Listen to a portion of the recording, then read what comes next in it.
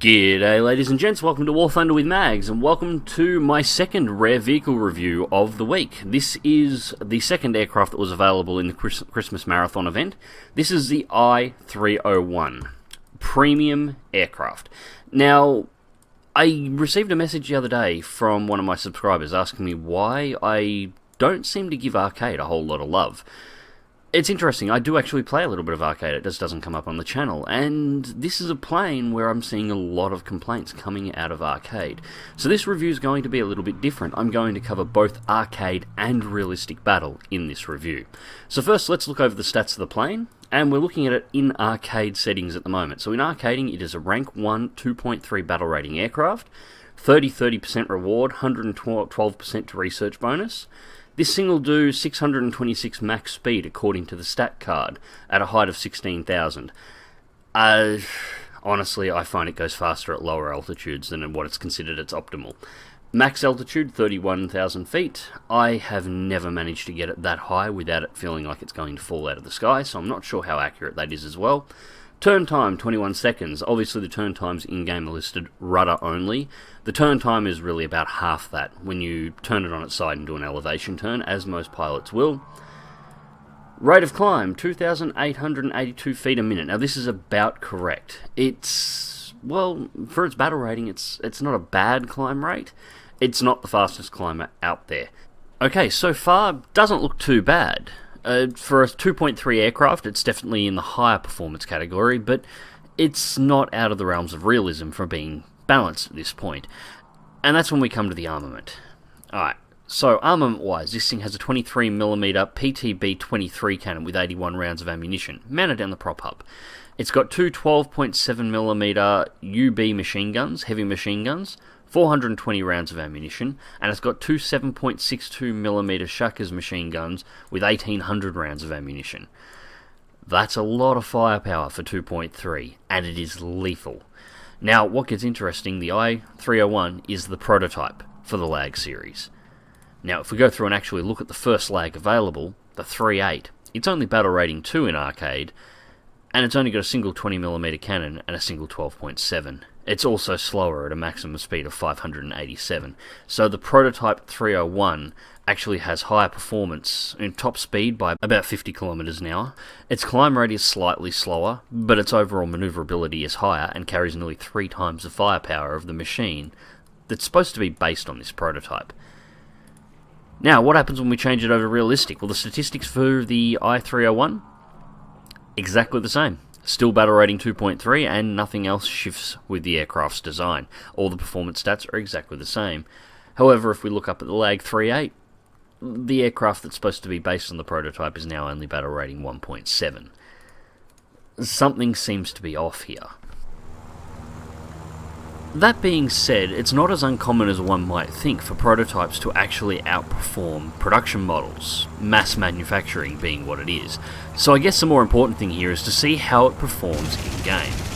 So as I begin to rip this HE111 to pieces, I guess the question comes, how does one test a single aircraft in arcade? Well, what I've done is put the I-301 into my lineup and nothing else. I'm bringing one aircraft into arcade, and my goal here is to see exactly how far and how long I can go before I finally get killed. So we're already one kill in with the HE111, diving in fast on this Wellington. Now obviously being arcade mode, I don't have to worry about wing break. Taking the lead, ripping shots across the Wellington, get critical hits. Wellington manages to turn over, loop over into a scissor so I can start bleeding speed and try and get the Wellington to pass in front of me so I can get guns back on it. Drop in on the tail, and there we go, rip the wing off, second kill. Yeah, I'm pretty sure Squire's going to kill me for that one. 23mm cannon is reloading, 10 seconds remaining. Going for the Yak-1 next, something that's a little bit more in my league, I guess. It passes underneath, high turn to follow. I have a second plane buzz through fast, but it doesn't get guns onto me due to the sharpness of the turn. 1.1 kilometers off the Yak-1, and it is slowly pulling away from the looks. I don't think I'm going to be able to catch this one. Now I've just spotted 3 or 4 enemy aircraft behind me. I'm thinking, no, it's better to bank off and go for the targets that are actually going to head in my direction rather than chase a Yak-1 around the battlefield all day long. Now I've got an I-153 approaching it fast from the right. Take a slight clip, but no serious damage. Dip down underneath it, onto the back of the Ki-61 Otsu. Dangerous aircraft, extremely manoeuvrable. Big spray because, honestly, I'm aiming like shit. Take the kill. Move on, going after the Typhoon. Trying to keep my airspeed high, I've got a P-40E on my tail, along with that I-153 Chaika that is apparently able to do a 180 and close distance on me, despite being a biplane. Now it's clear that I'm not outrunning these guys, so I throw it into a manoeuvring battle. I'm not going to outmaneuver an I-153, but I just need enough that it forces it to break off. But this guy seems to be insanely target fixated. Aileron rolling through the shots, trying to throw off his aim. I'm trying to look for a way out at this point in time. He has only got 7.7s, but he's got 4 of them. Allied aircraft engages the I-153, does not take him out. I've just gone black, I've just lost my left aileron. I-153 is still target fixated. Kill the throttle, try and force him to overshoot, but I-153 is able to turn back in on me and easily outturn back and forth. You know, I've always remembered these things as being bloody TIE fighters, but Jesus Christ. Now at this point I'm pretty sure I'm going to go down, so I start spraying shots into this P-40E. Might as well take one with me when I go, but the shots have stopped coming in from behind. It looks like somebody got rid of that Zukovsky's Chaika that was on my ass. The P-40 down, turn back into the fight. There's no point in going home just yet. So I'm looking at a Gladiator and a Spitfire ahead. I've actually got a couple of Spitfires that I can afford to play with. Oh, Mark 1 gets taken out by a Ram. I-153. I want my revenge on that Zukovsky's, so I'm going to get this thing out of the match. Oh, taking shots from behind again. Don't know what the hell's on my tail this time. Oh, critical hit. Come on, bring the guns around. And there we go, take him out. Bring the turn around, looking for next target. I-16 ahead, I don't have the manoeuvring to be able to get out of its way, so I might as well just spray straight at it and hope that I cut through. And take another big hit from behind. This one here's taken out the tail, but I still have tail control for the moment. It's all good, I'm reasonably confident I'm going to survive this. The base frame of this aircraft is made of Stalin wood. The canvas components are woven from Stalin's finest back hair, and the entire aircraft is painted in the blood of Stalin. So, I appear to have lost an elevator. I appear to have lost the rudder as well. So I have almost no lift from the wings. I have no left-hand wing aileron. I have no rudder, and I have no elevator. Yeah, time to go back to base for a repair. I'm going to fast forward a bit here because this did take a little while, but no, I'm not kidding. Alternating engine speed, retracting and deploying the flaps and rolling the aircraft, I was able to fly it in this condition all the way back to the runway. I have managed to do this in realistic battle as well, but it wasn't hard. Should have probably cannon brake there to prevent the nose stand, but the Hurricane did shoot off the tail, didn't matter, repair up in 34 seconds. Now that Hurricane was on me pretty much the whole way back to this base. How it didn't shoot me down the whole way in, I have absolutely no idea. But I don't think he's going to get a repair. So, 30 seconds of repair and a couple of minutes of flying later, and I am back in the fight. Looking at an SB-2M that's attempting to bomb out one of my bases. It is taking a lot of shots from behind, but none of it seems to be on target, so I'll fix that. And another kill to the tally. Back to looking for next target. Now I did see a Ki-43 engaging one of my allies, so I want to clear it out next and try and keep him alive. Take the lead, easy kill. BF-110, a Gladiator and an I-16 ahead. Which one to go for? There's also a MiG up there as well, MiG-3. Need to get a little bit of altitude before I move in for the attack. Now I've taken the gap in combat to push all my guns through a reload cycle, so I'm just waiting for them to all pop in at the moment. Grabbing altitude and working out who I'm going to attack next, and Yak-1 has also appeared, so I want a piece of that if I can. Su-2. The enemy team's all grouped up rather nicely, so it's simply a matter of getting the altitude I need, making sure all the guns are reloaded, and working out who I'm going to kill first. So I've decided the target I really want to kill here is the BF-110. Those things can carry bombs, and the enemy team is winning on a ground forces battle. So I need to get rid of it, but I still have PTSD from the I-153 encounter, so I'm going to get rid of this Gladiator first, because I don't want something that manoeuvrable on my ass again. The Gladiator survives, and it looked like that Su-2 attempted to drop bombs on top of it and kill it. He ended up bombing himself, which is amusing, but continue through. There we go, that's the 110 out. Okay, turn back. I-16 closing fast, dip the nose down to go underneath and take the plane straight into a loop. I'm not going to let this thing get behind me. Drop the WEP off part way through. Combat flaps, rocking the plane back and forth. I gotta get in on its tail. Aishaki is turning fast. I really don't want one of these things back on my tail.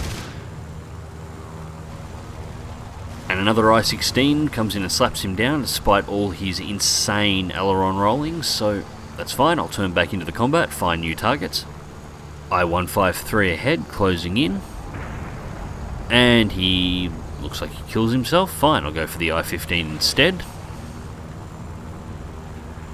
1.7 out, just keeping it low and fast. Going to spike in from underneath and try and kill him. Bowfighter in there behind. And at this point it's pretty much mopping up the enemy team. They really don't have a lot of aircraft left. There's only 4 or 5 players with planes still up, and they're definitely scraping the bottom of the barrel. That Bowfighter is the most powerful machine that's actually on the battlefield at this point. So, I-15 eliminated. Bowfighter is clearly going to be the next target. Taking my lead. Keeping the flaps on. I'm not going nose to nose with the Bowfighter, so I dip underneath, pull the plane straight into a loop over to fall in on the tail. Line up the shot. Now I'm sure people have noticed that I'm leading the lead target indicator. This is due to my ping. Australian internet, the lead target indicator is even less accurate for me than it is for everyone else. Basically everything you're seeing has actually happened a third of a second before I get to see it. I-16 passing through. Now it has had its engine smoked, taken to the vertical and try and follow it. It's being engaged by just about everyone. Managed to get just enough of a clip in there to pick up a kill assist. I-15 over to the rear, need to get some airspeed up. There is nothing else in the area to fight, I don't think. Looks like most of our fighters have actually switched over to ground attack for the moment. So once again we go back into a small fast forward to bring this through to its conclusion. Now there is actually only 2 enemy aircraft remaining and they've both popped in at the spawn point. So I'm heading over there now and, well, this is where I make my mistake. The one that finally gets me killed. Okay, so the last 2 planes in this match. We've got an Su-2 and we've got an I-15. Which one to go for first? I was going to go for the Su-2. Well, I'm actually going to go for both of them. First shot's over, get a critical hit on the Su-2, change over to the I-15, fire shots in, don't turn away fast enough, I take the kill, the wreck rams, and finally takes me out. So, killed by my own stupidity in the last seconds of the match, but still got 11 kills and 2 assists, came second place with only 1 aircraft. Rewards for the match: Soft Landing, Fighter Hunter, Avenger X2, Bomber Rescuer, Ground Forces, Shadow Strike Streak, Professional, Wing Streak, and of course Punisher. 43,655 Silver Lions and 6,397 research points. Not that I had anything to research. Now, why I still do enjoy playing arcade from time to time, I don't claim to keep up with the competitive side of arcade very much anymore. However, if my performance in that arcade battle was not unique for this aircraft, then I can definitely see why people are complaining, and there may be a slight balance problem there. But anyways, back to realistic battle. Russians versus the Allies over Krimsk. Now, climb out to around 14,000 feet. Performance is not great up here, but the aircraft, it operates reasonably well. Once again, Grievous is on my wing in his lag 323, and we are moving in on a Spitfire we've encountered at altitude. Spitfire 2A, so it turns out. Only 30 caliber machine guns, but still a highly manoeuvrable aircraft and worthy of respect if it's got a good pilot. Overshoot out of a dive at 534 kilometers an hour, take the aircraft straight vertical. Spitfire moves to try and follow, but stalls out underneath me. I begin my turnover now. just passing under 200 kilometers an hour, just letting the plane roll over under its own speed going back. The Spitfire is already forcing itself back down to regain airspeed, so I'm not worried about it being able to spike me. I now have the altitude advantage, pushing the plane into the dive. Already pushing back past 430 kilometers an hour, rapidly gaining on target, only 500 meters out. Target is within optimal. Take the lead, pull the trigger, and target destroyed. Nose up at 15 and start gaining altitude back. Disappear into the clouds or try and get above them so I can start looking for my next target. A couple of minutes of flying around at this altitude, however, and the only thing I encountered was this AI mosquito that was spotting ground targets, so I decided to remove it from the match. If they want to try and stay low and hit ground targets, they're going to have to work for it. Thankfully, the enemy team wasn't willing to let me wait for too much longer to find more targets to kill. We've got a Hurricane at 5 kilometers out. That will do. Point the nose down, start trying to get airspeed. It looks like the Hurricane is diving away, but honestly, the rest of the enemy team is on the ground at this point, so might as well get down there. Now, the first Hurricane I detected actually disappeared and the second one popped up, so we have 2 targets down here, which is beautiful. Grievous is selecting one, I'm moving on the second. I've got a little bit too much airspeed at the moment. I don't want to sharp nose down too much further because I'll break the plane. Take it back into the vertical, bleeds 200 kilometers of my airspeed off, and then reinitiate a dive. Pushing past 480 into 500 kilometers an hour for closing speed. Hurricane Mark II, 800 meters out and closing fast. Pick my lead, take the shot, and aircraft destroyed, second kill. Now I still have a lot of airspeed on, so point the nose up and go into a rollover, exchange that airspeed for altitude, so I can change angle on the Hurricane while still keeping myself with a nice solid advantage. Back into the dive and begin to drop on the second Hurricane. 1.2 out and closing. There is a lag 3 engaging him at the moment. Lag 3 looks like he's overshot. Snapping left, taking lead. Get a nice solid hit but no kill. Straight back into the vertical. The Hurricane turns back sharply underneath me, expecting me to turn back. I don't. I hold the vertical climb down to 250 kilometers an hour before beginning a stall turn. As I dip the nose back through, I don't want to go much slower than that because that might potentially put the plane into a flat spin. Begin to re-dive, taking the lead. Hurricane turns in sharply, changes direction at the last second. Shots go wide, but I do get another solid hit on him. Take it straight back into the vertical again, but this time continue the rollover. Aileron roll through the loop. I want to come at him from a much flatter angle this time. Grievous drops in. Takes his shots, no hits. Closing down fast, it looks like the Hurricane's damage has started to affect it. Nose on, shots in, enemy kill assist. And looks like the kill went to the Lag 3 who put a critical strike on the Hurricane before me and Grievous actually engaged it, so fair enough.